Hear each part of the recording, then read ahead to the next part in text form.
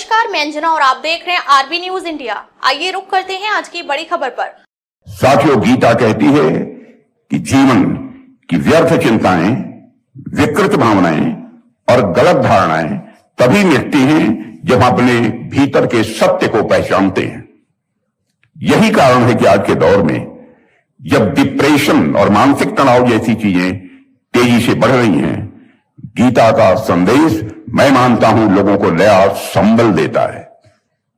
गीता पढ़कर विपरीत परिस्थितियों में भी उत्साहवर्धन और निराशा में भी आशा का संचार होता है।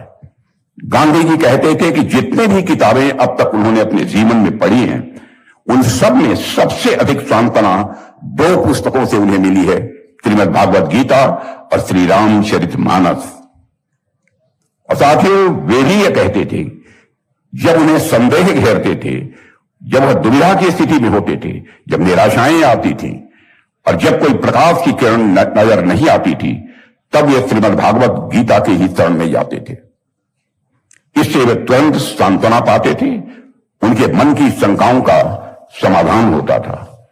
देवियों और सज्जनों, गीता में दिए गए कर्मयोग की भावना, समत्व की सीख और आत्म स्वरूप की पहचान हमें सुखपूर्वक जीवन जीने का यह मार्ग दिखाते हैं। गीता न केवल आत्मचिंतन का मार्ग दिखाती है, बल्कि मैं मानता हूं कि मन की उलझनों को सुलझाने के लिए थेरेपी का भी काम यदि कोई करता है तो हमारी यह गीता ही करती है।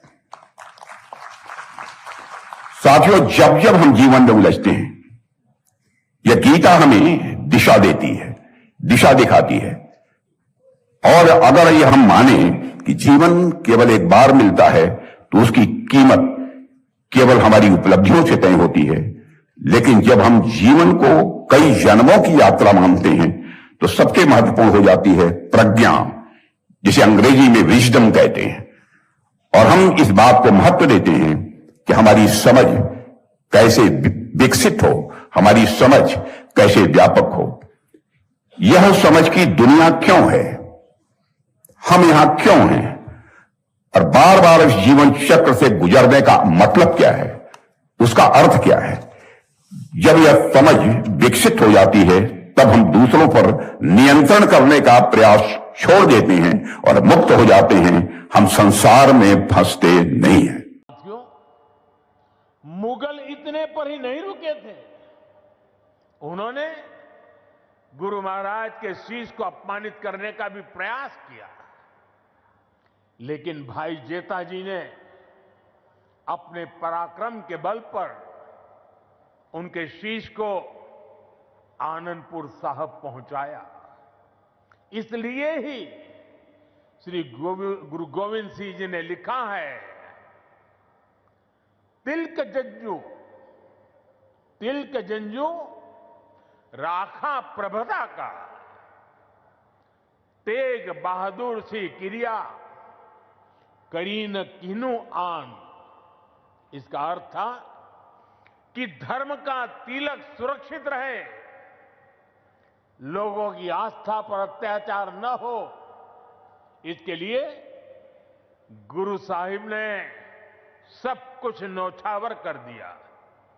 साथियों, आज गुरु साहब की इसी बलिदान भूमि के रूप में आज दिल्ली का शीशगंज गुरुद्वारा हमारी प्रेरणा का एक जीवन स्थल बनकर खड़ा है। आनंदपुर साहब का तीर्थ हमारी राष्ट्रीय चेतना की शक्ति भूमि है। और आज हिंदुस्तान का जो स्वरूप शेष है, उसमें गुरु साहब जैसे युग पुरुषों का त्याग और समर्पण समाहित है। अब तक के लिए बस इतना ही। आप बने रहिए हमारे साथ और देखते रहिए आरबी न्यूज इंडिया। अगर आपको ये वीडियो पसंद आई हो तो इसे लाइक करें व शेयर करें। ऐसे लेटेस्ट अपडेट पाने के लिए बेल आइकन को प्रेस करना ना भूलें। अगर आप हमें फेसबुक या फिर इंस्टा के माध्यम से देख रहे हैं तो हमारे पेज को फॉलो जरूर करें। धन्यवाद।